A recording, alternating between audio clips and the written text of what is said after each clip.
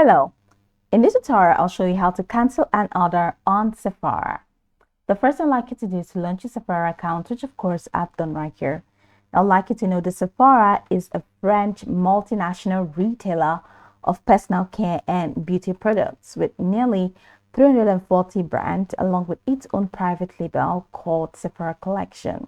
Now this includes beauty products such as cosmetics, skincare, fragrance, nail color, beauty tools, body lotions, and hair care.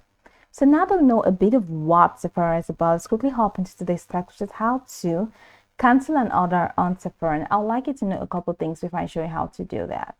Now, before you place your order, you can view the content and the total amount in your shopping basket.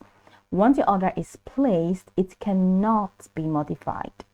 Now, if you would like to cancel your order, most orders can be cancelled up to an hour after being placed. To check the status of an order, check the order details page, which I'm going to show you right into the website. I'd like you to know that not all products are eligible for cancellation. So if you want to check the status of your order to see if it can be cancelled, then from your home page, head over to the top right corner of your screen where you have this hi, add your name there. So scroll the way down to orders and click on orders. So that's going to take you to this recent orders window.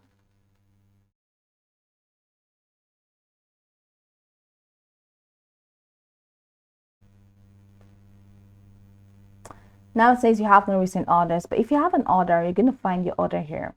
And right where you have the order, if the order is available or if your order is eligible for cancellation rather, you're going to find the cancel order hyperlink.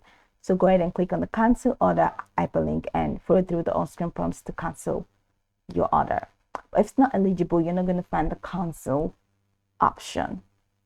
So this is pretty much how you can cancel an order on Sephora.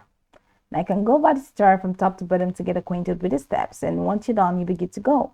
I hope this tutorial marvelously helped your search.